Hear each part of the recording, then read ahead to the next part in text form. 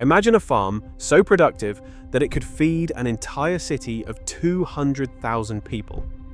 Now envision that this remarkable farm was built more than 700 years ago, without the aid of tractors, fertilizers, irrigation pumps, or modern science. Instead of sprawling fields, these farms floated gracefully on water. The civilization behind this innovation created one of the most efficient food systems in human history.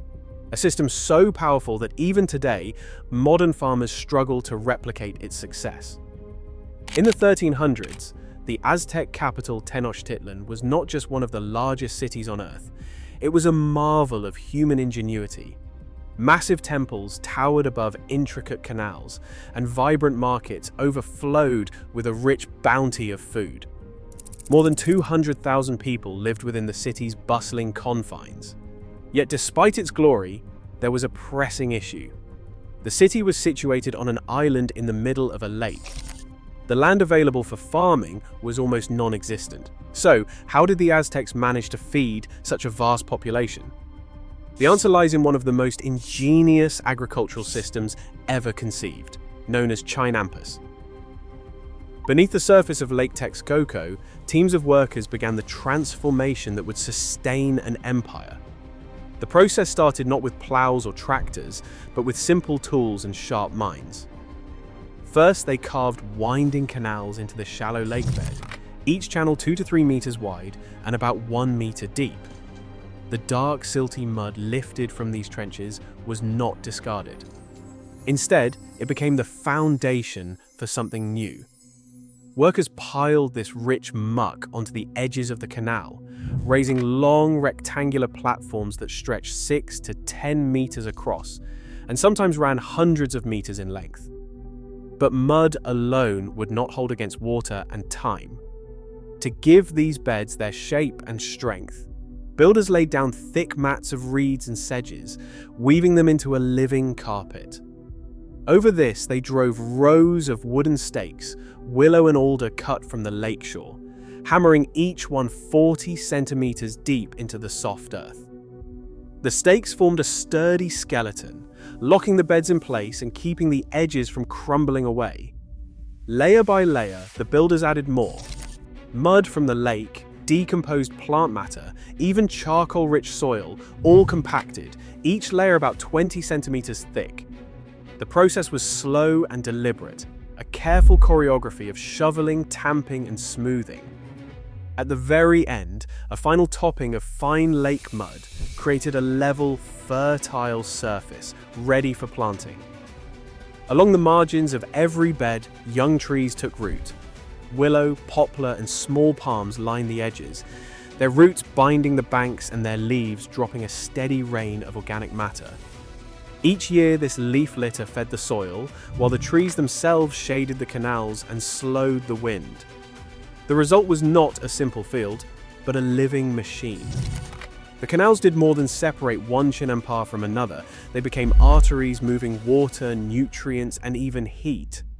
During the rainy season, the network buffered floods, and in the dry months, it held precious moisture close to the roots. Every few months, teams would dredge the upper layer of canal mud, hauling it by the basketful back onto the beds. This black, nutrient-rich silt renewed the soil, feeding crops without the need for chemical fertilizers. Each Chinampa was a feat of engineering, but also of community. Dozens of hands worked together for weeks to create a single platform. The knowledge of how to layer reeds, drive stakes, and balance water and earth was passed down through generations. Not written in books, but etched into the land itself.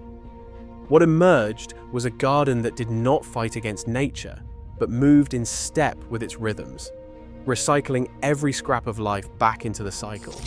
Here, in the heart of a lake, the Aztecs built a food system that was both productive and sustainable, an achievement as astonishing today as it was 7 centuries ago. On the Chinampa, abundance was not a miracle. It was a system tuned to cycles of life and water. Every few months, as dawn mist rose over the canals, teams from the Kalpuli would gather at the water's edge. Baskets in hand, they scooped up the top layer of black canal mud, rich with decomposing leaves, aquatic plants, and the tiny lives that turned waste into nourishment. This silt, loaded with phosphorus and organic matter, was spread back over the beds. The result was soil with a carbon to nitrogen ratio of 12 to 15, and phosphorus levels nearly triple those of the surrounding lakebed. No bagged fertilizer, no chemical spray. Just a quiet, relentless cycle, powered by community labor and the slow churn of nature. The fertility this created was astonishing. On a single Chinampa, maize, beans, squash, amaranth, chilies, and leafy greens could all grow side by side. The beds were never left bare. Fast-growing vegetables filled the gaps between staple crops, while root plants like taro and sweet potato dug deep, drawing nutrients from every layer. In especially wet years, the water's steady warmth and the constant renewal of silt allowed up to 7 harvests. Though even in average seasons, 3 or 4 cycles were routine. Maize could be planted and reaped twice, while greens and beans came in waves, each feeding the next. Nothing went to waste. Fallen leaves from the willow and poplar trees lining the edges dropped directly into canals, where they broke down and returned as fuel for the next round of crops. Every 2 or 3 months, the Kalpuli organized communal dredging, not only to keep the waterways clear for transport, but to maintain this closed loop of fertility. The work was heavy, but it was shared. Each neighborhood took turns, their rhythms as regular as the seasons. The market did not linger on the beds.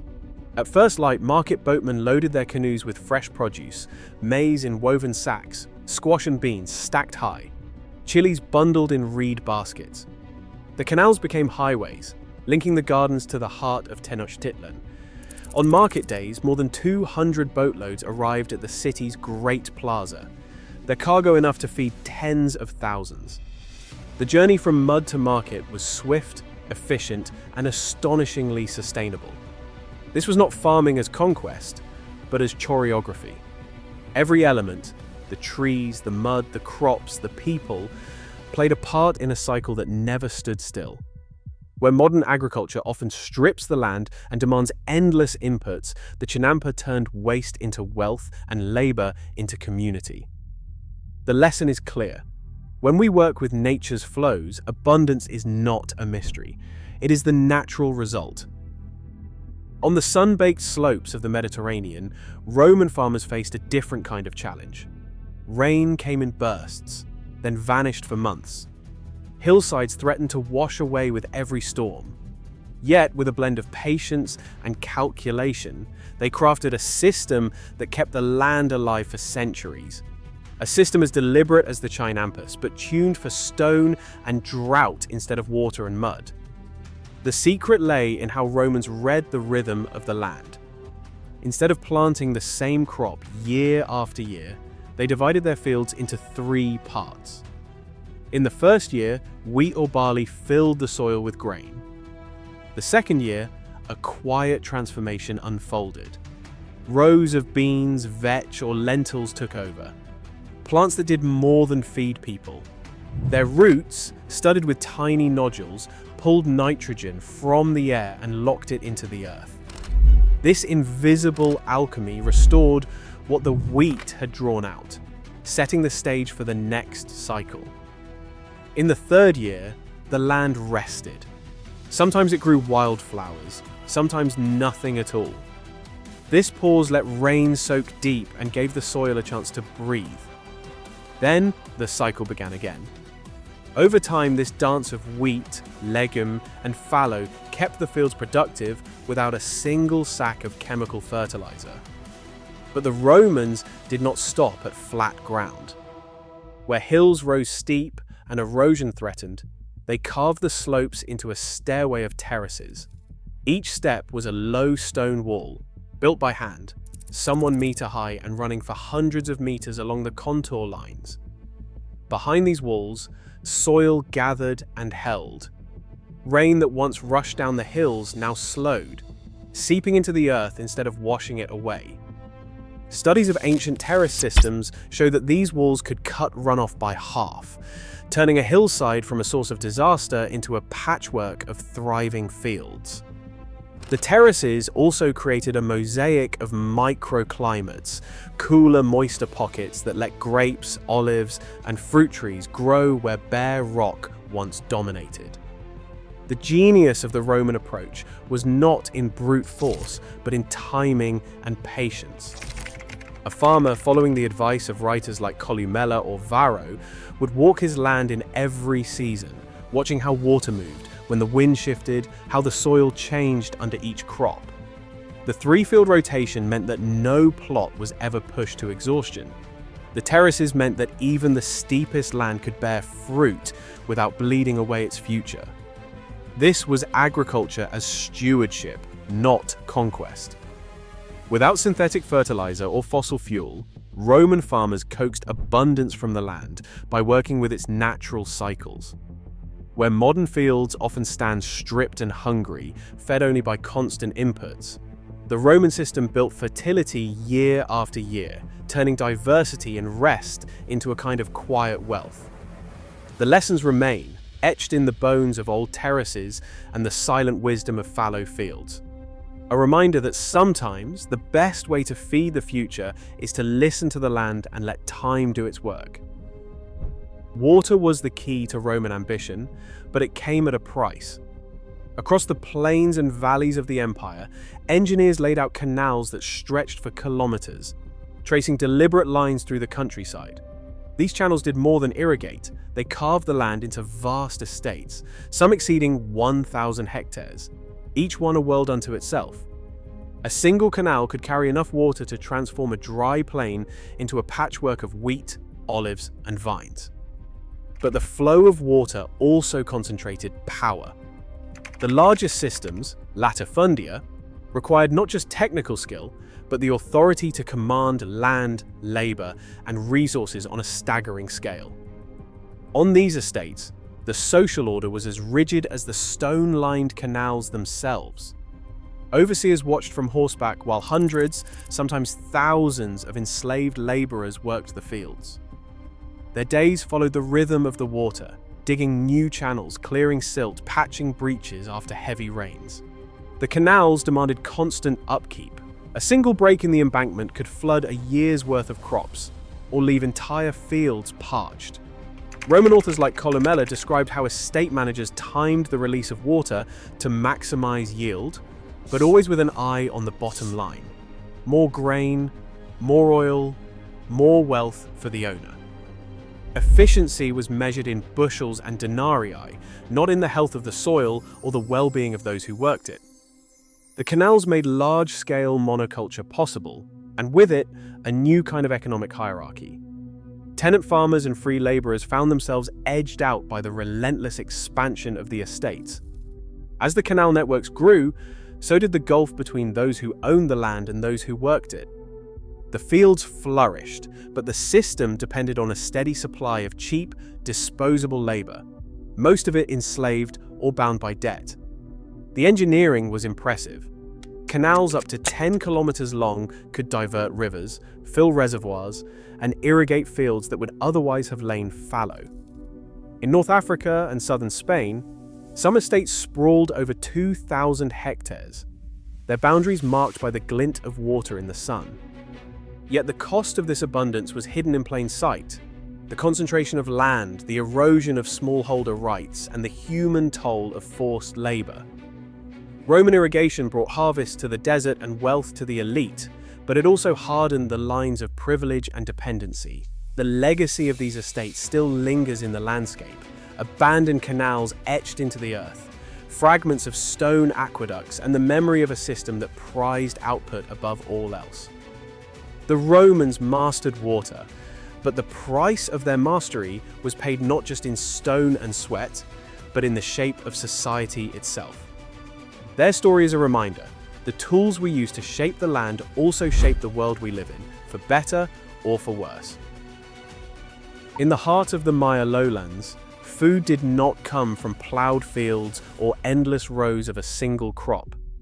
Instead, it flourished in layered gardens that looked, at first glance, like untouched forest. But every tree, every patch of shade, every tangle of roots was shaped by countless hands over centuries. Here, the Maya created a living orchard, a place where diversity itself was the engine of abundance.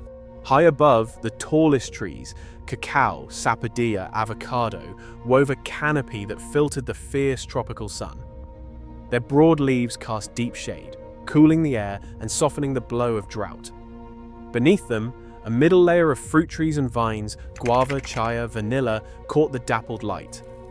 Still lower, maize and beans reached for the sun in scattered patches, their roots mingling with squash, chili, and wild herbs. Even the forest floor was alive. Sweet potato, taro, and groundnuts spread across the rich soil, drawing moisture from deep below. This was no accident of nature.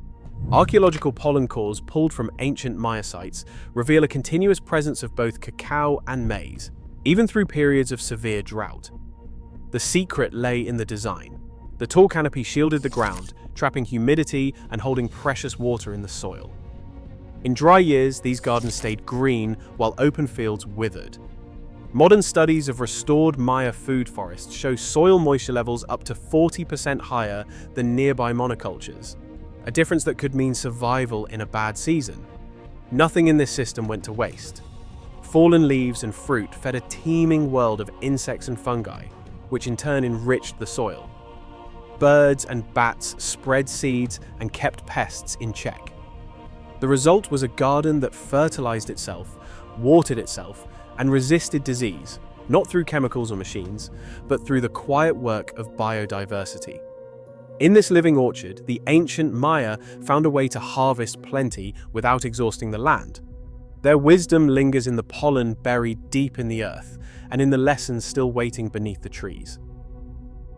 Across civilizations, 4 principles shaped both landscapes and societies. Water was the first. In the Chinampas of the Valley of Mexico, canals and lake beds formed a living network, moving moisture and nutrients through floating gardens. Roman engineers carved terraces and dug canals, capturing rain and river to coax crops from rocky hillsides. The Maya let their forest orchards trap humidity, turning dry seasons into opportunity. Hydrology here was more than irrigation. It was the careful weaving of water into every layer of the land. Time followed, counted not by hours but by cycles of planting and rest. Roman fields rotated between grains, legumes, and fallow, each phase restoring the soil. The Maya and Aztecs staggered their crops, letting the land breathe before the next harvest. This temporal rhythm kept fields fertile for generations, without chemical help. Diversity stood as the third pillar. On Chinampas, maize, beans, squash, and greens grew side by side. In Maya orchards, fruit trees, vines, and roots layered shade and life. Where monocultures fail, these systems multiplied species above and below ground, building resilience from variety. Institutions held it all together.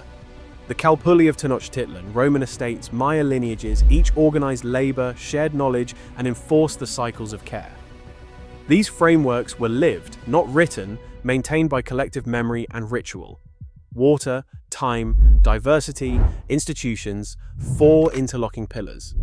They fed cities, preserved forests, and proved that abundance comes from working with nature, not against it. Fields once floated on water, forests layered food in living mosaics, and empires thrived by listening to the land, not conquering it. Today, industrial farms exhaust soil with chemicals and machinery, yet global hunger still grows.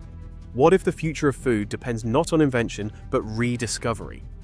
Sometimes the most astonishing solutions are buried in the roots of our forgotten past. Share your thoughts below. What ancient wisdom should we reclaim next?